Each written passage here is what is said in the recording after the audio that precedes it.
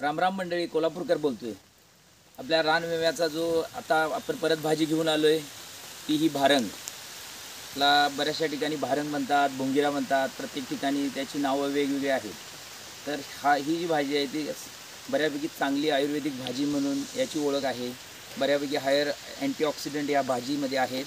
तर अशा पद्धतीची भाजी जी आपल्याला ह्याची जी फुलं आहेत त्या फुलांची भाजी, फुलांची कवळे जी काय हे कळे आहेत त्यांची, आणि अजून ह्या कवळ्या पानांची भाजी, नंतर हे जे कवळे देठ आहेत असे सगळं त्याच्यातलं मटेरियल काढून, साहित्य काढून आपण त्याची भाजी करावी लागते। तर ती भाजी आरोग्यासाठी खूप चांगली आहे। आणि अशा पद्धतीचं आम्ही आता इकडं आलो।